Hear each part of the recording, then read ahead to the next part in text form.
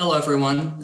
Thanks for joining. We'll just give it a couple more minutes to have some folks log on. Can everybody hear me all right? Great.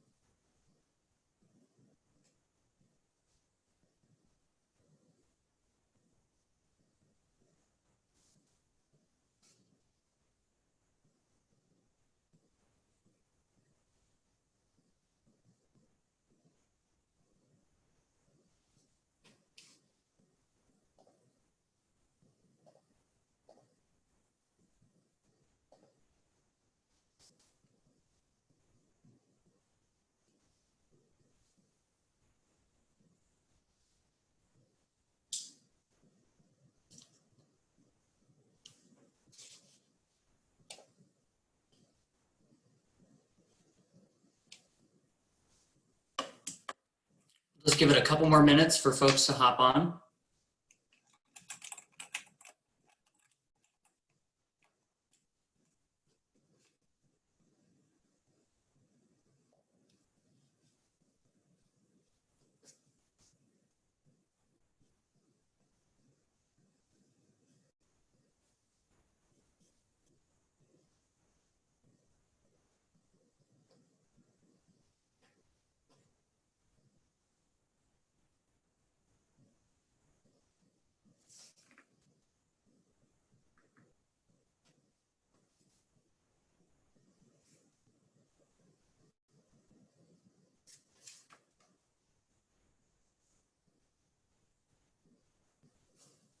All right, I think we're going to go ahead and get started. Just go ahead and click your top right for the best viewing option here in Zoom. If you click speaker view, you should be able to see myself and then whoever starts speaking after that, as well as my screen. If you're having any issues, feel free to send a chat and I can help walk you through that. Great, so I think we're just gonna go ahead and kick it off, and Rob, feel free to chime in at any point. I wanted to start by introducing myself. My name is Cody Smith. I'm a policy associate at the Center for Rural Affairs. First, I want to tell you a little bit about the Center for Rural Affairs and our organization and what we do. The Center for Rural Affairs was founded in 1973 in rural Northeast Nebraska. We're a nonprofit, nonpartisan organization that works to build more vibrant rural communities. Our home office is in Lyons, Nebraska. It's a small town of about 850 people in Northeast Nebraska. But we have staff located in other states, including South Dakota and Minnesota and all around Nebraska. And I am based in our Nevada, Iowa office, which is in central Iowa. My role at the Center for Rural Affairs relates to our managing our state policy portfolio in Iowa. So that relates to watershed management policy as well as renewable energy state policy in the state. I want to take this moment to allow Rob to introduce himself. I'm joined by Rob Davis today. Rob? Hi, everyone. Great to be with you. I'll share my screen for a minute. You can see I'm standing in the middle of a gorgeous flowering meadow here of solar panels and native plants. And I can actually see my suit and tie just across the way here. This whole situation has us all just adapting and working with what's available. But it's great to be with you. I run the Center for Pollinators and Energy at energy policy nonprofit Fresh Energy. We're based out of Minneapolis, Minnesota, and St. Paul, but we work on this topic of pollinator-friendly solar from Oregon to Maine to Florida to Texas, nationwide, and are just really delighted to be here with you, Cody, and here with you all to talk about implementing this practice in Iowa and really stacking numerous benefits of how we can do this clean energy transition while getting more and more out of it and avoiding negative trade-offs. Yeah, thanks for joining us today, Rob. I appreciate having you on the call. So as Rob hinted to, we will be focusing on the implementation of native vegetation on solar project sites in the region. So what that looks like is implementing this practice in Iowa, Minnesota, South Dakota, Nebraska, and other states in the region. As I mentioned before, my role is in Iowa, so some of the examples you'll see are more Iowa focused, but the recommendations are applicable throughout. This presentation is based on a fact sheet that I helped create, or that I was helped created by several partners across Iowa and throughout the region, and it can be found at cfra.org/publications. And a couple of housekeeping items before we really dive into the topic today. I want you to know that questions are welcome throughout the presentation in the chat box, and then Rob and I will take some time at the end of the presentation to answer those questions, as well as unmuting all participants so they can participate in the question and answer process. The presentation here and the slides will be posted online afterwards, and you can access the linked sources in the presentation through that posting. I'll be sure to follow up with this group of participants with an email, including the slides and the publications that I've mentioned. If you're curious to find it before I get it out to you, again, it's at cfra.org. All photos, just a note before we start, all photos are courtesy of the Center for Pollinators and Energy, so thanks, Rob, unless they're noted otherwise. So I want to go ahead and get started today by starting out with the basics. Some of you might be asking, what do they mean by implementing native vegetation on solar project sites? This practice adds value to solar energy projects by making mutually beneficial investments in native habitat for pollinators, wildlife, monarchs, while also improving water quality and building soil health. Importantly, we know that throughout this practice, there can be long-term cost savings for developers while also meeting their project goals and reducing on-site erosion. The practice also opens up additional opportunities for rural economic development and can amplify the environmental benefits of solar energy. One note for you all is that when we say native vegetation, we recognize that not all species in a mix will be native. For example, clovers are not native to Iowa, but they are a naturalized, non-invasive species that still provide pollinator value. So it's something to note as we go through. And this photo featured here from the Center for Pollinators and Energy is what we're aiming for throughout this whole process. We want to make sure that sites look like this. So before we get too much into the implementation and technical guidance for implementing the practice, it's important to illustrate the opportunity that we have with expected and actual growth in the solar industry. For those of us who spend our time in the energy world, can you see our slide or the slides now? I apologize. Not yet. Oh, okay. Oh, here we go. Thanks for calling that out there, Kayla. So let me back up. Now, can you see them? Yep. Great. So just to, let me start over here. Let's see. Start from the top and go from there. Great. So this is what the practice should look like, and this is what we're aiming for. Apologies for that mix-up. So as we move forward, analyzing the expected and actual growth in the solar energy industry is something that we can use to illustrate the opportunity we have with this practice. As I was saying before, for those of us in the energy world, we often spend our times familiarizing ourselves with the different types of solar projects. We have kind of 3 different types of solar projects in the region. And so I wanted to take a minute to outline the basic definitions of each of these. First, we have residential or small scale solar. These projects are small in scale and are often intended for power usage on site, meaning they can often be found powering homes, farms, small businesses, and others. Second, we have community scale solar. These projects are popping out all throughout the region as cities, rural electric cooperatives, and others look to provide clean solar energy to their members. Community solar refers to a solar energy system developed by a municipality, a utility, or other third party that can typically allow community members to subscribe to the project to enjoy cost reductions and other benefits. In Iowa, the development of community solar projects at this time is limited to utilities. Some of the examples of cities in the region with community solar include Bloomfield, Iowa, and Cedar Falls in the state of Iowa, Fremont and Grand Island in Nebraska, and Fairfax and Granite Falls in Minnesota. These projects are often small to medium sized, typically offering less than 50 acres in total land area. Third, we have utility scale solar. These systems are above a certain capacity and are intended to produce electricity for sale into the market, not directly to supply end-use customers. These systems are larger than small-scale residential or business solar installations and many community systems, after often covering more land area. Some utility-scale solar projects produce hundreds of megawatts of energy and can occupy several hundred acres of land. For example, Louisa County in Iowa has approved a utility-scale solar project that can span, it's expected to span about 850 acres.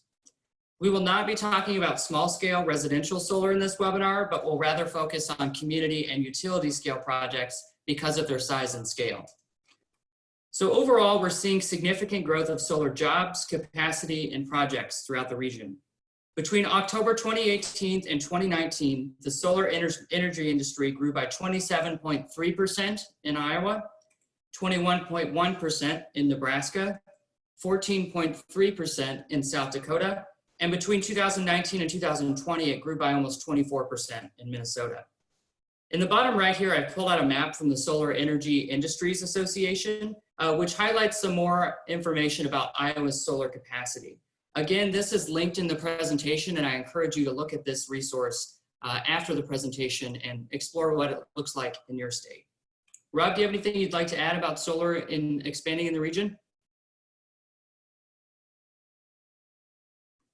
Let me just get myself off mute there. I think that there's just really extraordinary potential.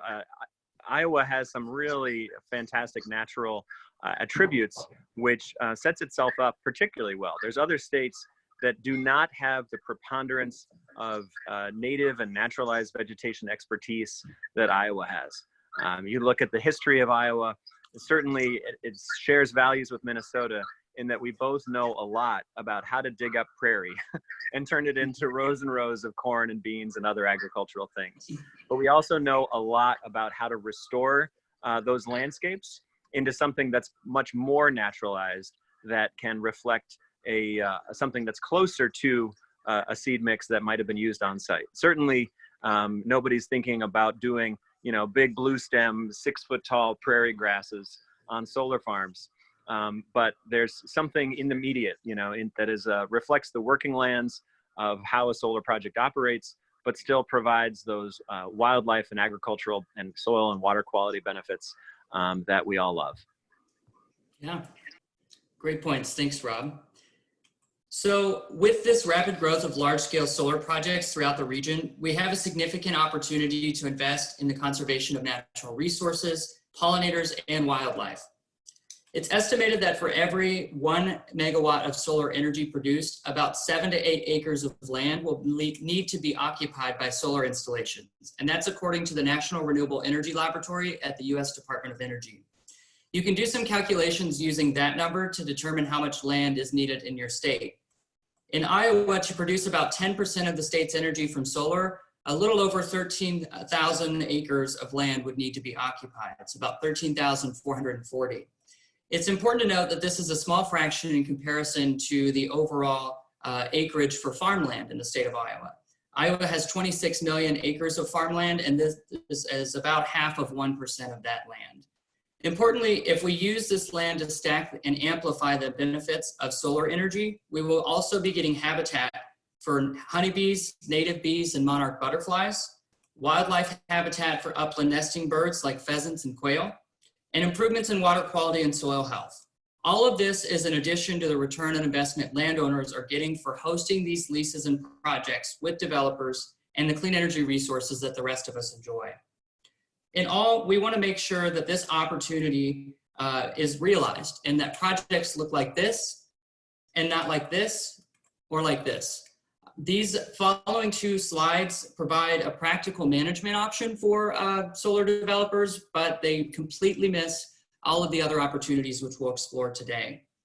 With the projections that solar panels are expected to cover about 3 million acres by 2030 across the United States, it seems like a very timely period of time where we can have this conversation about how we can amplify these benefits and these projects to provide value for everyone.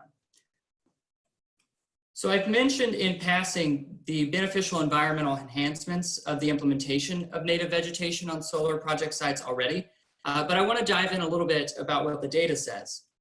Research from Witchwood Biodiversity in the United Kingdom, which has quite a few more projects than our region does, found substantial growth in native bee and butterfly abundance as a result of pollinator-friendly solar projects.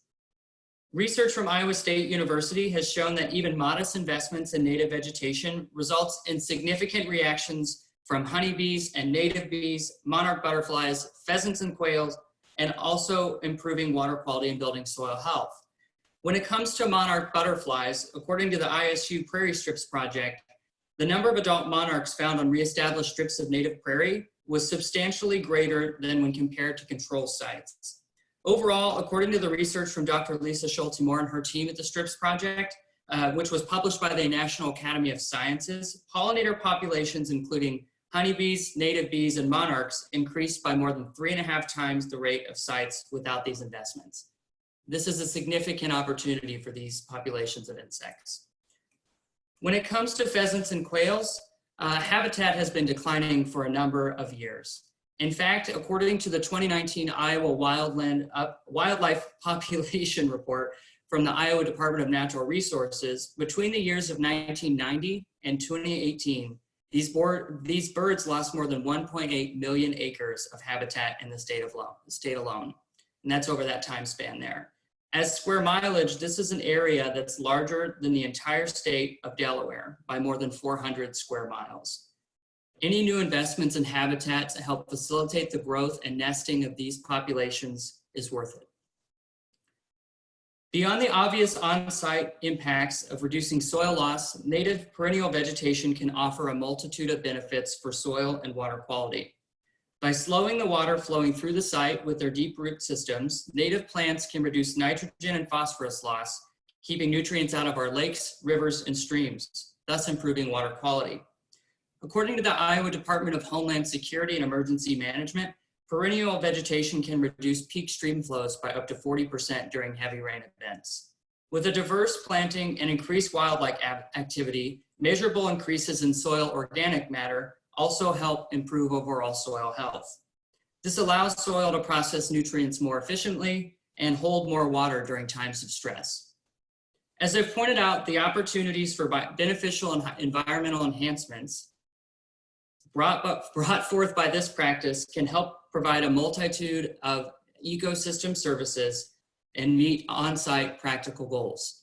Rob, do you have any additions you'd like to add to these beneficial environmental enhancements? No, this is very thorough. It's certainly exciting to think about the opportunity. I was glad to be at Pheasant Fest, a gathering of more than 20,000 pheasant hunters, both last year in Schaumburg, Illinois, and this year in Minneapolis. And you know, the pheasant hunters are often out on the landscape, and they don't really care about solar panels, but they're very concerned about the loss of thousands to millions of acres of conservation land to corn and beans because of changes in the Farm Bill. Solar, when designed and built and managed right, has an opportunity to help restore some of those acres that have been lost in conservation, and do it at scale without unduly just taking budget away from the local priorities that governments increasingly face, ensuring public health and maintaining their roads and bridges and infrastructure. Yeah, totally agree. Thank you, Rob, for those additions. One of the key outcomes of investing in this practice is that it adds value to the solar project for everyone, and not just the developer and the lessee. This is a practical, mutually beneficial investment in renewables. In addition to the environmental outcomes, which we just discussed, this investment meets goals for developers too. And those can include stormwater permitting requirements as prescribed in many county and city ordinances, on-site erosion control, and you can save on long-term maintenance costs while building public support for your project. Importantly, there are a variety of other opportunities that these investments can bring, including opening up the site for honeybee keepers and honey production, potential for sheep grazing, which allows farmers to provide a mutually beneficial management service, And developers save time and money, especially after the establishment period, by reducing mowing needs while supporting the local native seed supply chain, which includes retailers and other local partners.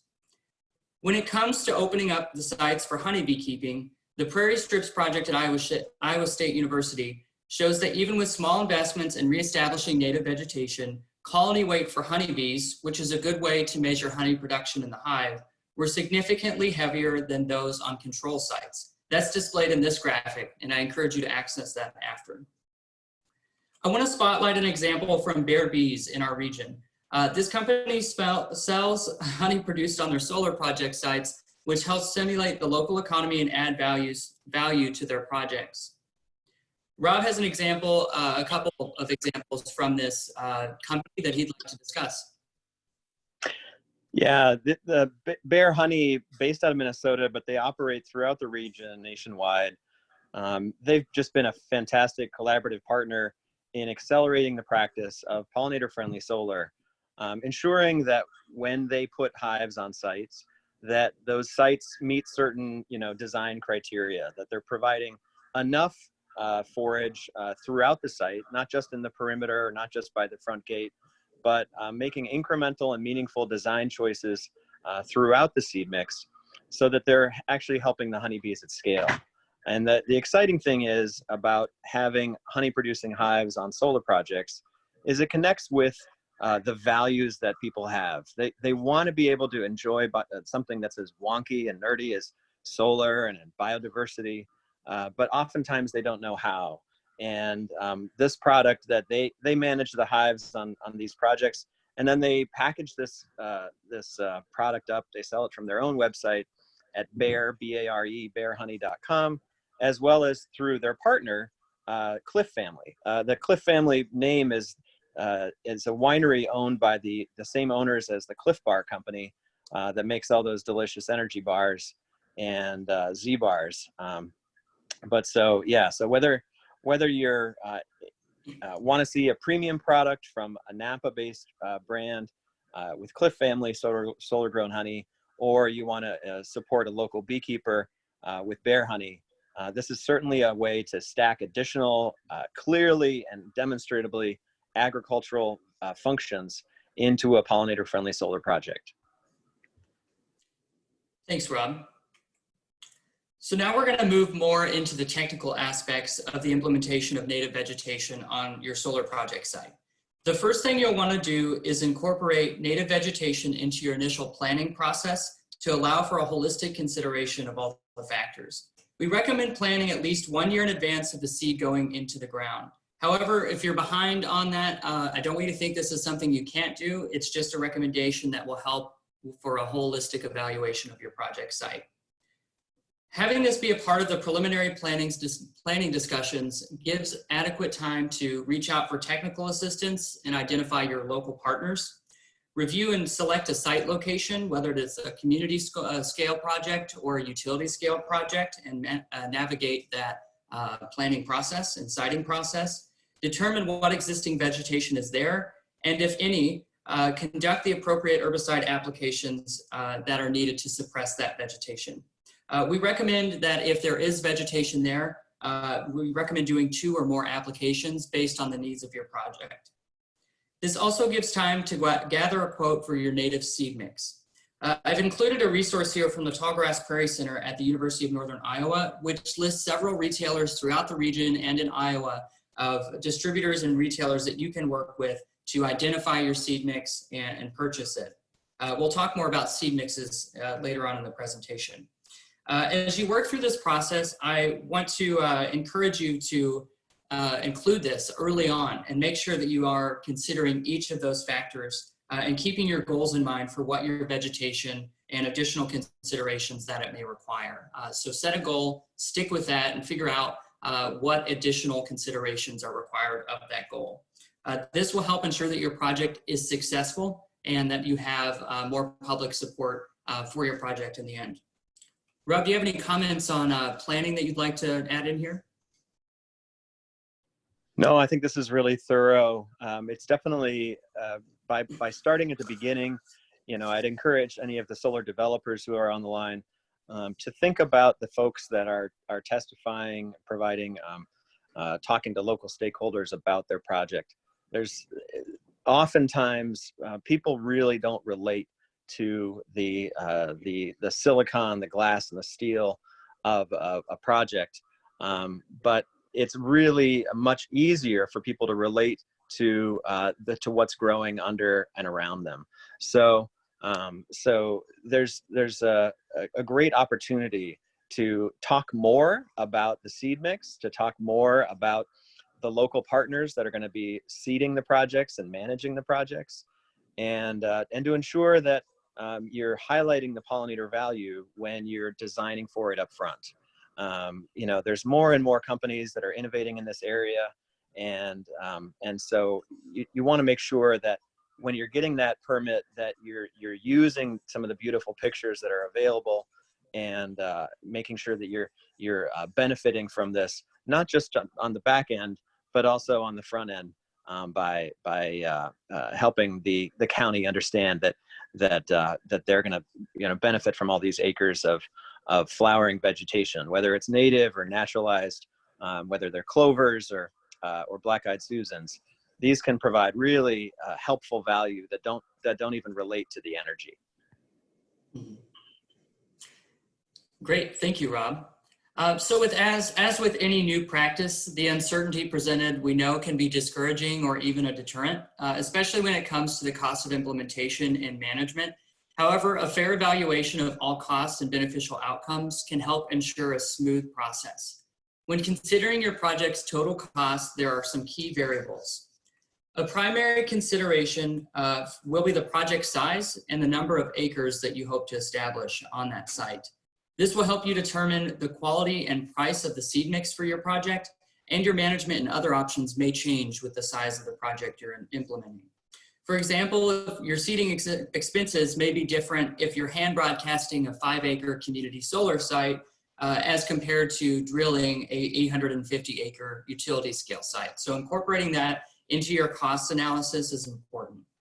As a rule of thumb, it's important to remember that although the upfront costs, particularly during that establishment period of about 3, maybe 4 years, developers can realize overall cost savings by reducing the need for frequent mowing, erosion repairs, and weed spraying over time. Though your total will fluctuate on each project, experts I've been working with at Iowa State University and elsewhere suggest that a typical cost for projects in Iowa per acre range from $500 to $1,000.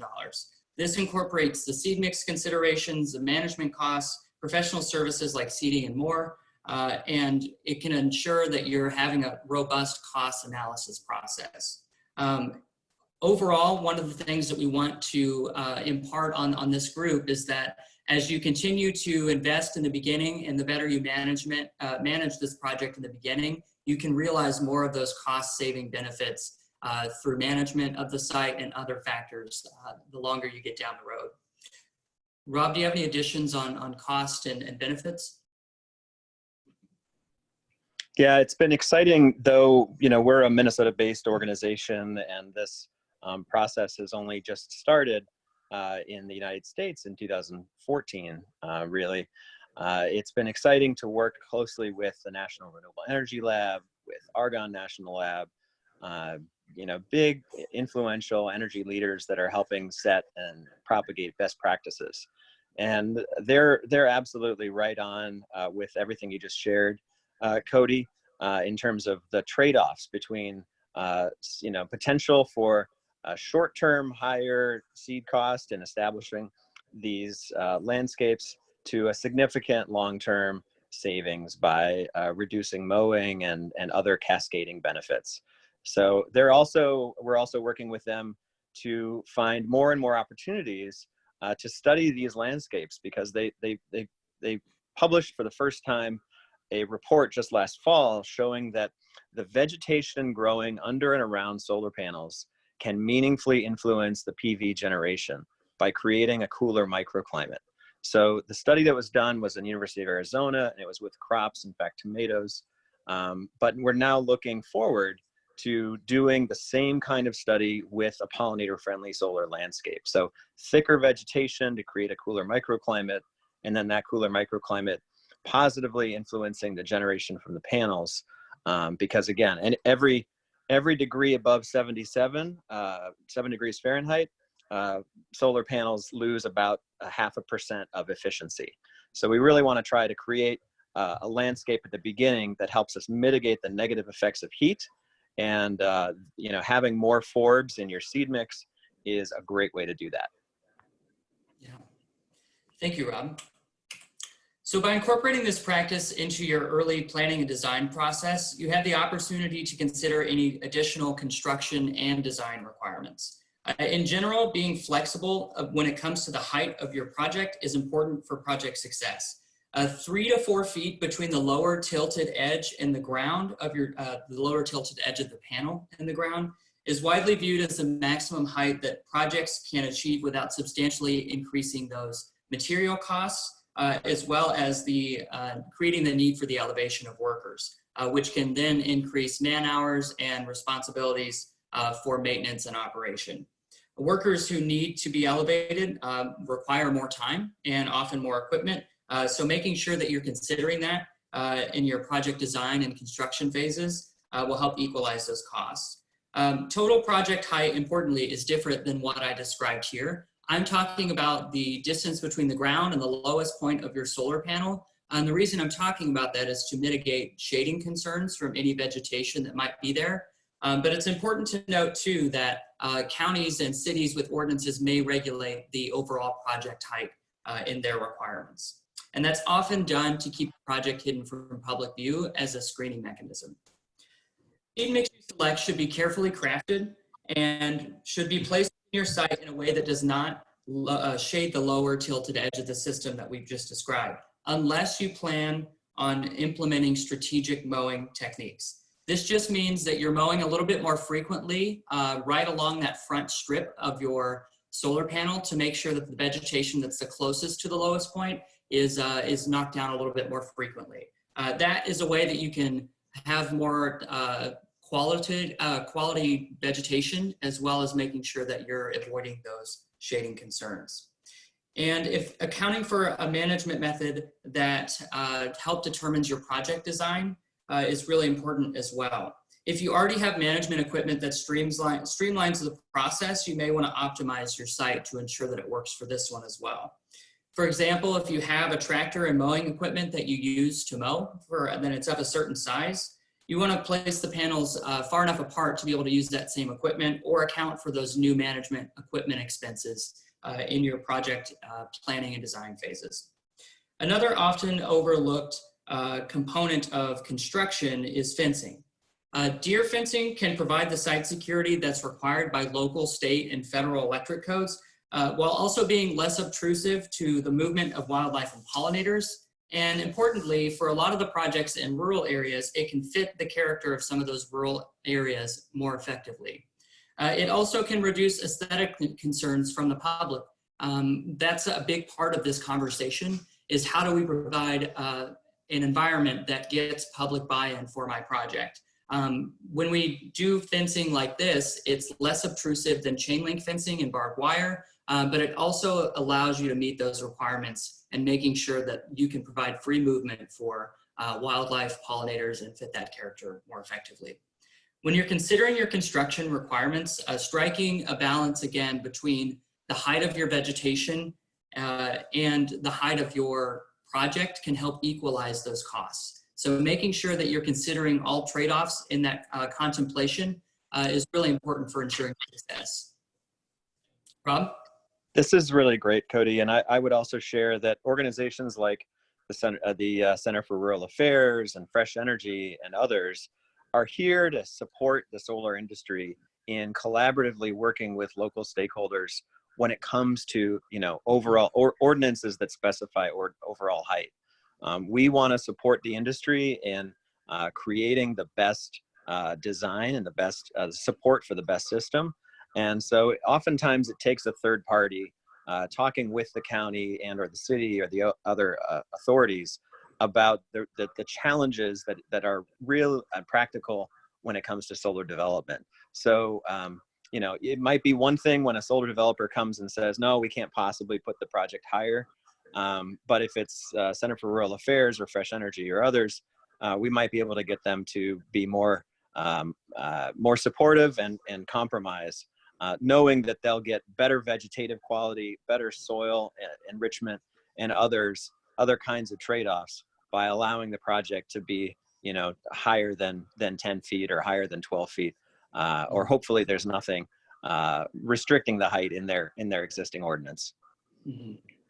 Yeah, and again, including this practice in your planning process and throughout your design and implementation processes will allow organizations like the Center for Rural Affairs and Fresh Energy help inform the county about the special considerations that your project might require, and also share with them some of those benefits that we know that everyone is going to get by adding this practice on a project. So that's an important point. Thank you, Rob. So, similar to the previous slide, the height of your solar panels is a primary consideration when selecting the seed mix that best fits a project. However, there's a number of other important factors that need to be considered during this process. One of those includes your project location. For example, are you in a floodplain? Are you on a steep slope? What special requirements will you need to consider in your seed mix for that? Your soil type and moisture. You want to be sure to pick species of plants which are best suited and adapted for your moisture level in your soils and the types of soils that you have. Consulting with natural resources professionals in this process with seed mix selection will really help ensure your project is successful. You want to evaluate the species of native vegetation that are native to your area. Local ecotypes change by region, even in the region we're discussing.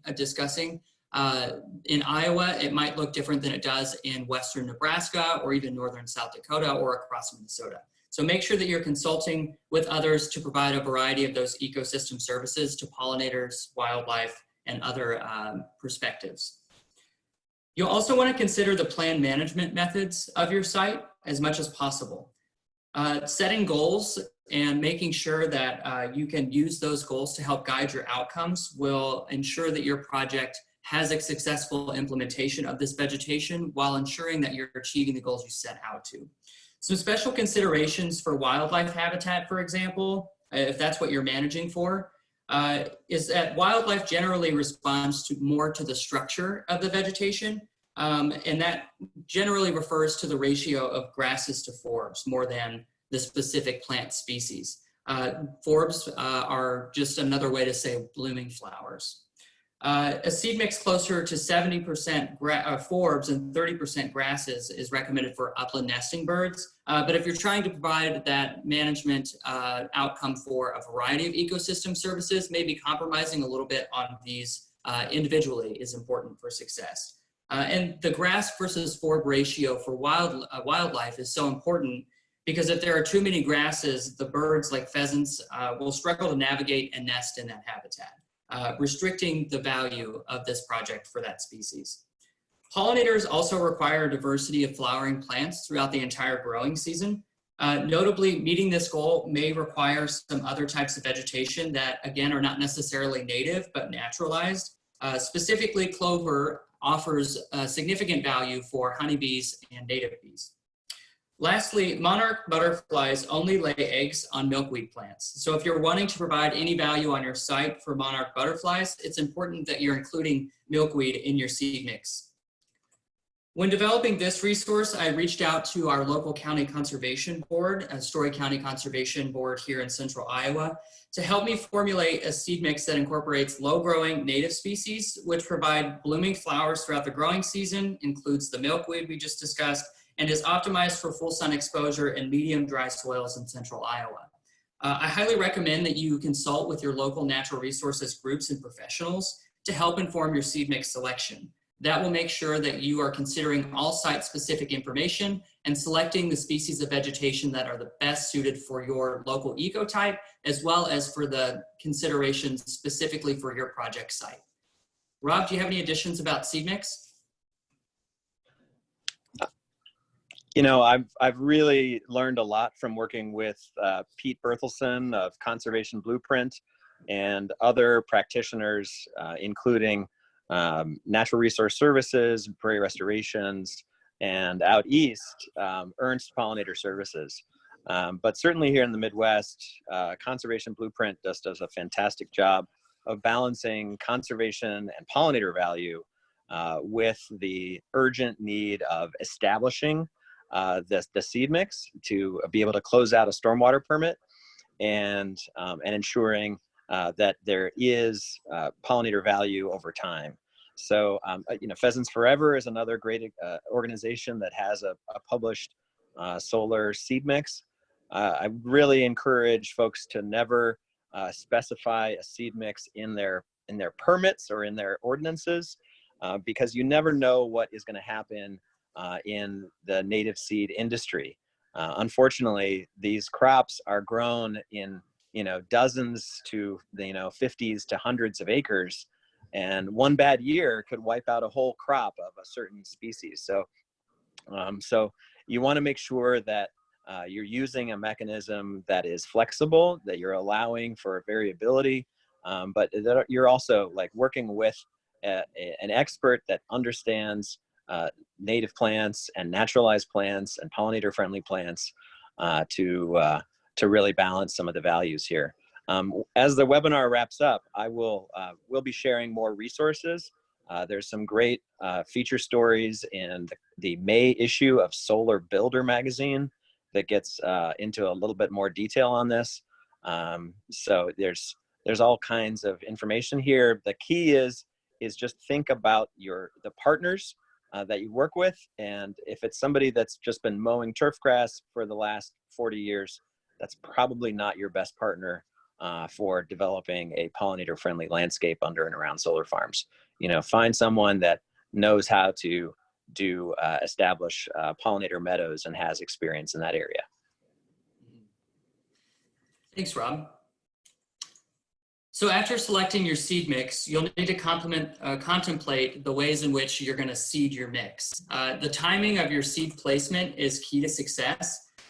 Just remember that any site may take time to establish the aesthetic vegetation that we're aiming for here. Patience is key when you're seeding and going through this establishment period. I've borrowed a phrase that I learned from some of my partners at Iowa State University that says, in year 1, prairie sleeps, in year 2, prairie creeps, and in year 3, prairie leaps. And I think that's helpful to envision that quote as we continue to move through this process. When you're seeding your seed mix, your methods could include the following. That can include broadcast, drills shown on the right side here. Hand broadcasting, this is more ideal for the smaller sites like community solar. And it's also important to note that native grass seeds need good seed to soil contact. None of these native species should be planted more than a 1/4 inch into the soil, and ideally native prairie seeds actually rest on top of the soil. And when it comes to timing, the frost seeding between November 1st and June 1st is ideal for maximizing the germination rates of this native vegetation, because it allows the winter weather to work the seeds through and into the ground and allows this native species to have a full growing season the following year, which is important for establishing this robust root network that they bring with them. Some other projects in Minnesota and elsewhere have shown some best practices that are worth noting. Signage that says pollinator habitat in progress help mitigate some of that public concern when we're not necessarily ready for the project to emerge and it's not looking as great as it will eventually. As a rule of thumb, remember that each seed bed is different and may take some time and not take the same management methods either. Again, it reiterates the importance of consulting with natural resources groups and professionals in your community and region to review your site-specific information. One last point I want to make is that using a cover crop at the construction site can help you stabilize the soil prior to seeding your mix if there are concerns about delays and you're facing other challenges during that time. Rob, do you have some additional comments you'd like to add? Yeah, just to call out a question that was posted to the chat. There's not, significant differences between establishing a pollinator-friendly landscape on a fixed tilt project versus a single access tracker. For folks that are online, just to clarify the difference between those two, if you're not working day and night in the solar industry, a fixed tilt project runs east to west with the solar panels tilted at obviously a fixed angle, pointing usually directly south. A single axis tracker, the panels run north to south, and then they tilt toward the east in the morning, and then they follow the sun throughout the day, and then they tilt toward the west in the evening. And the keys are very, very similar. When you have your panels about 3 feet off the ground, then you can easily broadcast seed under and around the array area. You can easily make sure that the panels are high enough so that there's not mower to solar contact, which becomes very, very expensive in a very short period of time.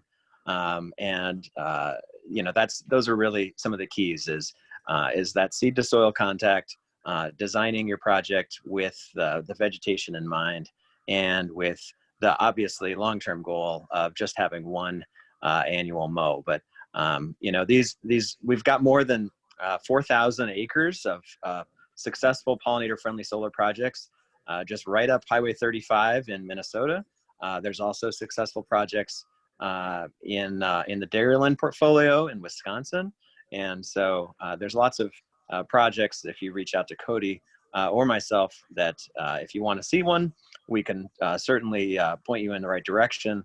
And there's good best practices. So this is eminently doable in Iowa, particularly with, again, all of the natural abilities and skill sets and knowledge that folks in Iowa have for establishing these landscapes. Absolutely. So while it's helpful to have robust management timelines, which can help with your planning on your site, every site is unique, and it's important to adjust all of the timelines to fit the needs of that site. So experts suggest evaluating the ratio of native and desirable species to invasives and weeds before making your mowing and management decisions. Pollinator-friendly solar projects will require some more upfront management and maintenance, particularly in that establishment period, again, of 1 to 3 years. However, after this establishment period, we really expect that you'll be able to realize some of those long-term cost savings. Looking at this establishment period on an annual basis can help with planning and planning for your management decisions, as well as the costs of your project. During year 1, you can expect to conduct regular mowings. So that's 3 to 4 times. And you want to make sure that you're really controlling the height of these mowings. The first mowing should be at a height of about 4 to 6 inches. And then soon after, that's going to be soon after your seeding. The next 2 mowings should probably be at a height at no less than 8 inches. This helps the native species establish their robust root systems, without being choked out by these invasives and annual weeds that we're all kind of considering at different times. When you move into year 2 with a successful planning, you should be able to have the ability for less maintenance, needing only occasional disturbances to encourage those desirable species. But mowing based on the needs of your project site during this time is appropriate. Consult with the professionals again and evaluate the weeds and desirable species ratio to make those decisions. During years 3 and 4 are when you can really start to realize those declines in long-term maintenance needs and cost savings. At this point, mowing and baling every 3 years is the preferred management option for these sites. And as you probably noticed, we recommend mowing as a preferred management option for pollinator-friendly solar sites. This is different from traditional recommendations for prescribed burning in open prairies. And obviously that's related to the equipment concerns. We want to avoid any disturbance to the solar site operation. Designing your project to enjoy minimal mowing after the establishment period will help, again, reduce those long-term maintenance costs. Some sites have seen success with rotational grazing of sheep on their projects, but I would recommend that you wait until after that establishment period just to erase any risk with germination and overgrazing. But there is considerable potential down the road to open up your site to grazing. Making sure that you have that in your planning process will allow the seed mix that can carry that capacity. Your actions on your site should also consider the timing impacts to wildlife and pollinators to ensure that there's no reductions in this overall habitat value for these groups. After year 2, avoiding or minimizing mowing between April 1st and August 1st can reduce the impact to the nesting season of upland birds, again, pheasants and quails. Delaying your mowing to late September allows for more nectar resources for migrating pollinators like monarch butterflies, for example, as they migrate for overwintering. While these are important considerations, site managers could utilize spot mowing and herbicide applications during this time if your site requires it. So as a rule of thumb, just remembering that you can make your site management decisions based on the needs of your sites by evaluating it up close and personal. This was great, Cody. And I'd also chime in to share, sometimes there's a fire marshal or a county official that looks at a pollinator-friendly landscape and raises issues about fire concerns. And, certainly in the state of Iowa, I would just encourage them, to direct their attention across the road at the thousands and thousands of acres of dry, crispy cornfields and soybean fields, and how we don't have any concerns about those landscapes and fire risk. So information from the National Renewable Energy Lab indicates that there's significantly lower risk of fire for a pollinator-friendly solar project than just a natural area.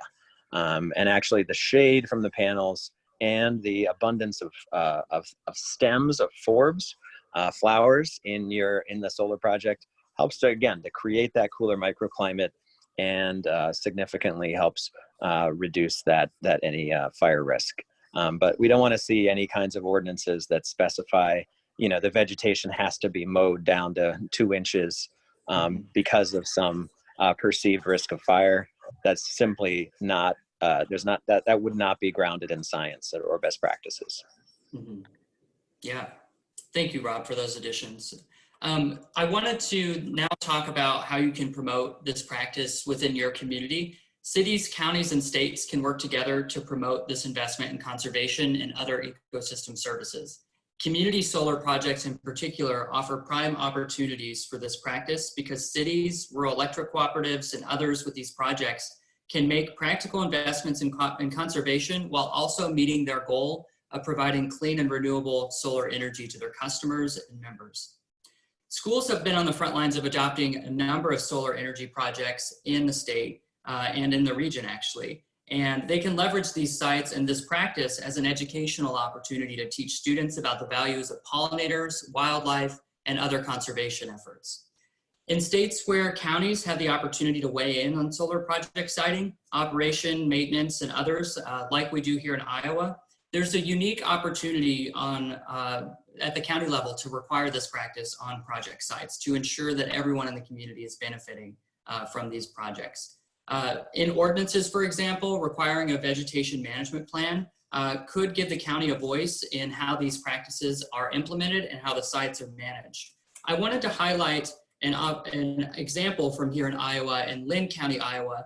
Their ordinance requires this practice and says that seeds should include a mix of grasses and flowers. They point out the native importance and also talk about the diversity and the importance of plants growing throughout the the growing season. And I think this is important to highlight this example because we're in an opportunity and a period of time right now where so many counties across all states in the region are considering how they want to regulate solar energy projects. And I think it's really important that this be part of that conversation. I also wanted to point out that states have the opportunity to promote this practical co-usage. State legislation in Minnesota, for example, has authorized their Board of Soil and Water Resources to develop guidance and standards to which then counties include in their ordinances as a reference. Rob has way more experience with the Minnesota program, and so I'm just going to let you take it from here, Rob. Yeah, thanks, Cody. This all got started in Minnesota because we knew that we were going to scale from 0 to 4,000 or 5,000 acres of solar projects within a very short period of time, and that happened to start back in 2014. And by today's standards, solar is something like 60 to 70% cheaper than it was back then. So there's way more opportunity. There's way more competition, and this practice has now been vetted and proven at a significant scale. It's not just about cute little, 2-acre to 10-acre projects. It's also the largest project that's currently, in the Midwest. North Star Solar is a pollinator-friendly solar array. It's 1,000 acres. So this is something that can be done at scale. And Fresh Energy at the website beeslovesolar.org has a series of scorecards that are tools for municipalities and energy buyers to use. They represent what constitutes pollinator-friendly as judged by some of the nation's most expert and most influential entomologists. And so rather than pass a ban or moratorium on solar, I always encourage counties and cities to look at it as an opportunity to unleash the private sector and unlock private sector investment in not just clean energy, but also acres and acres of high quality habitat. This could be the single biggest opportunity for your municipality to support the long-term establishment of acres and acres, hundreds potentially of acres of high quality habitat. And that's a once in a generation opportunity that the folks in Iowa have the opportunity to lean forward on right now. The economics of solar are such that projects will be built. The farmers are struggling with commodity prices. They're looking to lease their land. This is a great opportunity for farmers. It's also a great opportunity for conservation officials. I'll also say that in addition to thinking about your own ordinances and how you can support solar through your own ordinances, really think about your own procurement. Does your city, does your county, does your corporation, does your university put out requests for proposals? Are you looking to get more and more of your energy from the sun? And if you are, I encourage you to follow the practice of the City of Minneapolis and Excel Energy and Connexus Energy and Southern Municipal Power Company, SIMPA, and actually update your RFP process to require every bid into your RFP, require it to include a pollinator-friendly solar scorecard. That's going to indicate to those companies that you want them to compete not just on price, but also on the quality of the vegetation growing under and around the panels. The cost difference between a turf grass solar project and a pollinator-friendly solar project is less than 0.1% of the total project budget. So it's a great way for companies that are good at this practice to make your own city, municipality, corporation, university look fantastic by having your leadership stand in front of these acres of flowering meadows that happen to be financed by beautiful, shining, clean energy solar panels. Mm-hmm. Yeah, thank you for adding that, Rob. I think it's a good way into additional resources. I wanted to point out for those of you on the call who are interested in learning more about the practice and what we've shared here today too, there are a number of additional resources that I've listed here. And I've referenced these same groups and references also throughout the process of putting this together. It includes the Monarch Consortium at Iowa State University, Prairie Strips Project, the Tallgrass Prairie Center at the University of Northern Iowa. And additionally, developers can leverage your local partners, as I've mentioned several times, and those can include county conservation boards, natural resources districts in Nebraska, for example, soil and water conservation districts, state and agriculture and natural resources agencies. In Iowa, for example, there's the Iowa Department of Agriculture and Land Stewardship, as well as the Iowa Department of Natural Resources. Our federal partners at the Natural Resources Conservation Services or service through the USDA. They are very familiar with native vegetation and the reestablishment of prairie. Obviously, this has some special considerations, and you'll want to bring that lens into those conversations. University extension and outreach professionals are available in each of the states that I've mentioned. And there's some private conservation groups like Pheasants Forever. And lastly, on the point of ordinances, I wanted to point another resource out that we have developed with our friends at the Iowa Environmental Council. This resource, and it's linked here in the presentation and I'll include it in the follow-up email too, is the Iowa Solar Siting Resource Guide. It's a roadmap for counties, cities, and others to cite when they're developing their codes and ordinances related to solar energy in Iowa. You can find it on the Center for Rural Affairs website, cfra.org/publications. And again, I'll be sure to include that as well as the invite to our webinar we're hosting on that on May 22nd at 1:30. So I'll include you all on that information. And again, both Rob and I are available to answer any questions you have about this presentation or specific project sites. And I think I'm going to go ahead and transition into answering questions at this time. So let me pull up. I know that we're getting close there but let me pull up the chat box here. Here we go. Looks like we have 28 chats here. All right. Let's see. So the first question, and Rob, feel free to jump in, that I have here. So the maintenance cost is $500 to $1,000 per acre. So if I have 2,100 acre facility or 2,100 acre solar site, my costs are $1 to $2 million in annual maintenance.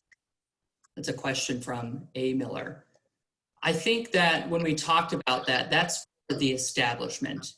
That's not a recurring cost, because you're not going to have the seed mix requirements and the cost of seeding your vegetation year after year after year. And so that's an important consideration to consider the timelines.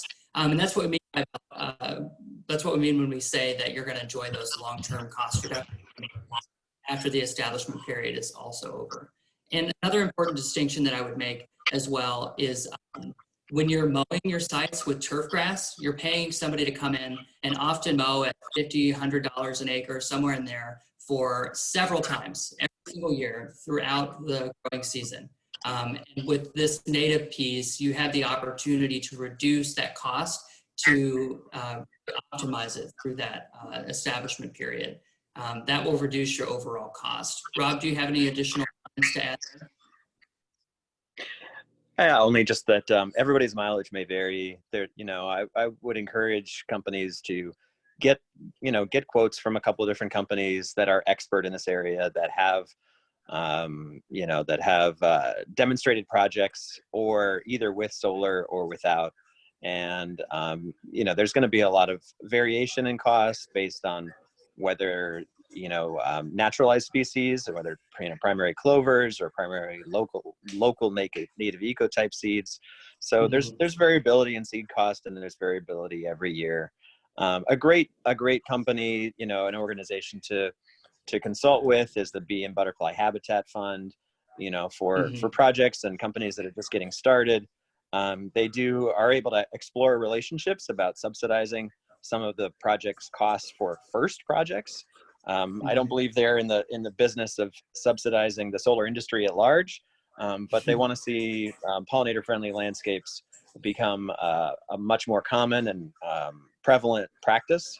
So for folks that are getting started in this area, the Bee and Butterfly Habitat Fund is ready to have that conversation with those partners, and they do a great job designing seed mixes as well.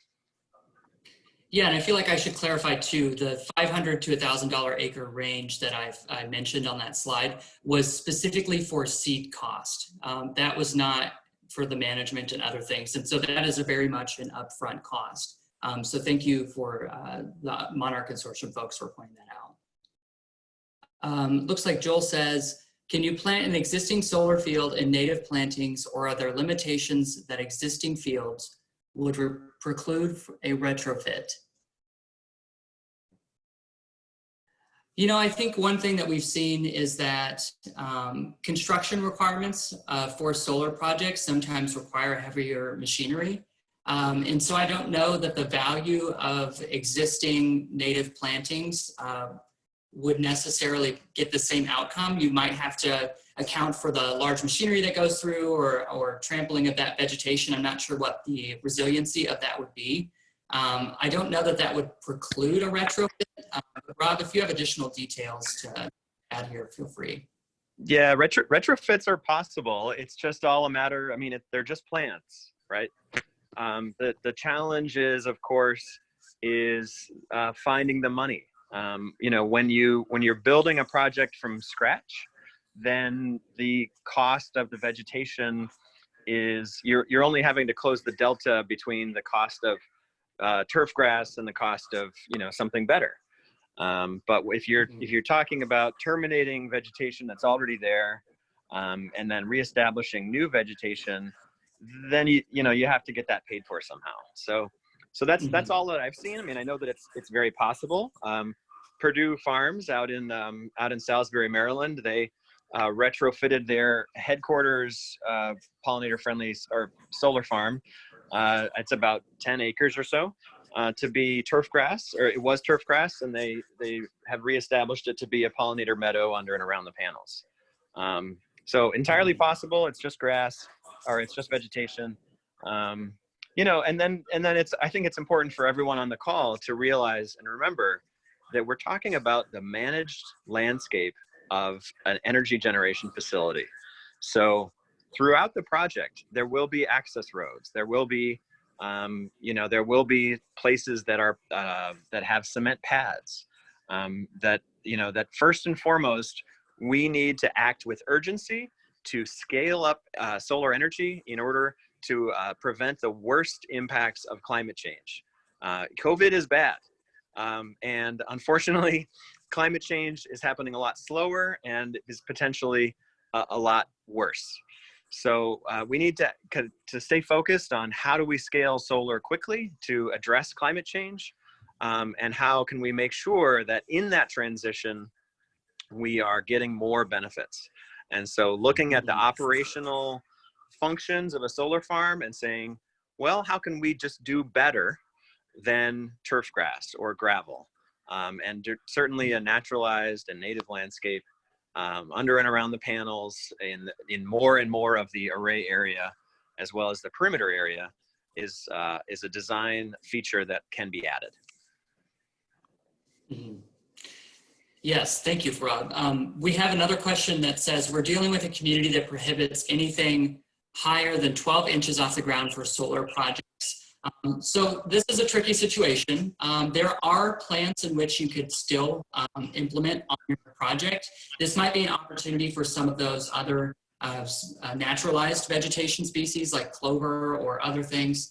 But I also want to point out that there's often a large access area or screening or buffer area around projects and on those access roads that Rob was just talking about, which offer the opportunity for you to invest in more diverse native mixes outside of the solar array itself and on the ends of the rows.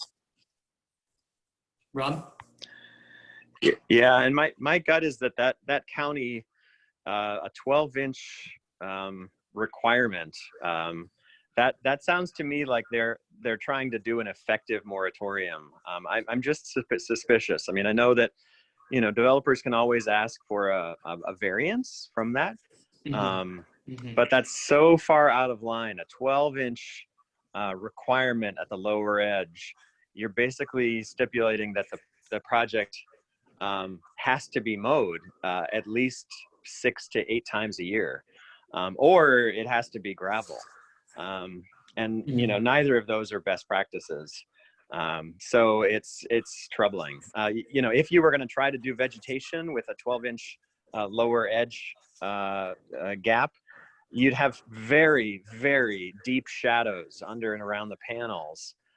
So you'd have very low chance of successfully establishing vegetation with shadows that are that deep. I mean, think about what grows under your own porch, or in the and it's generally not much, and that this would be recreating that kind of a landscape.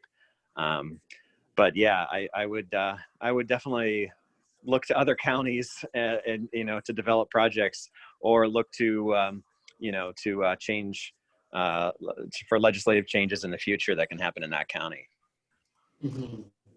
Yeah, and this is also something we outline in our community solar siting resource guide that I mentioned before. So if you have more questions about the ordinances and regulations around countywide solar ordinances, especially in Iowa, although it's applicable elsewhere, feel free to tune into that webinar, and we'll be happy to answer those questions there. I wanted to point out a question here that says, asks you, Rob, to kind of elaborate on what you were talking about. The question is, for Rob, can you explain about what you meant about a solar site for every degree over 77 degrees Fahrenheit? he's talking about the efficiency you were referring to. Yeah, so there's been at least 2 peer-reviewed studies that have shown evaluated the performance of and efficiency of solar panels in varying weather conditions, and so basically 77 degrees Fahrenheit is the key optimal operating temperature for PV solar. Roughly every 2 degrees above 77, the panels degrade in performance by 0.6%. So that data is out there, it's available. And so you have to be really cognizant of the fact that that we live in a warming world. And, you know, as Catherine Hayhoe pointed out on a webinar I was with her on Monday, it used to be that the season of intense heat was only 2 weeks long in Minnesota and Iowa, and now it's 5 weeks long. And so if this is an energy generation asset that's going to be in the ground for 30 to 40 years, we're going to have more and more and more days where the operating temperatures of these systems are well in excess of 77 degrees. And so you need to be mindful of how can you create a landscape to help mitigate the negative effects of that heat. Solar panels do not like heat and humidity. We happen to be blessed to be in an area here in Minnesota and Iowa where we don't have a lot of dust. I mean, certainly, you know, there's corn pollen at certain times of the year, and pollen from trees. The pollen from the native plants is not of a concern. That has to be distributed by insects. But the overall temperature that these facilities will experience is something to factor in to your economics. So I think I'm going to take one last question here since we're over time. With no rock to access road, is there potential for damage to the prairie when equipment is needed to maintain or repair the solar array, especially if it is very wet or if frost is coming out of the ground in the spring? I think you might be referencing to what we said about opportunities for native implementation on the access roads or along them. I'm not suggesting that for the access roads they replace the gravel that's there. I think it's important for vehicles as well as they might need to use to get to the project. I'm not recommending that they place that gravel there. And so I think that along the edges of it and along the outside of the fencing for the solar array, those are opportunities, and that's kind of what I'm referencing there. Rob, do you have any additional comments or thoughts there? No, okay. Thank you. Well, thank you again, and thanks to Rob for joining me today. Apologies if I misspoke on any of the monarch pieces. I see that I had some clarifications there in the chat box, so thank you to those folks for clarifying that. I want to give a special thanks to the folks that helped me develop this resource. Dana Schweitzer with the Iowa Monarch Consortium, Dr. Adam Jenke with Iowa State Extension and Outreach, Dr. Matt O'Neill with Iowa State Department of Entomology, Amy Yoakum with the Conservation Corps of Iowa and Minnesota, Tim Youngquist and his team at the Prairie Strips Project at Iowa State, Jason Blake with Pheasants Forever, and then Kaylee and Matt from the City of Ames and City of Cedar Falls Utilities. It's been very helpful in this process, and I encourage you to reach out if you'd like to be connected with those folks. They're certainly willing to provide more expertise, and thanks again for tuning in today. I hope that you'll reach out to Rob and I if you have any other questions. Thank you.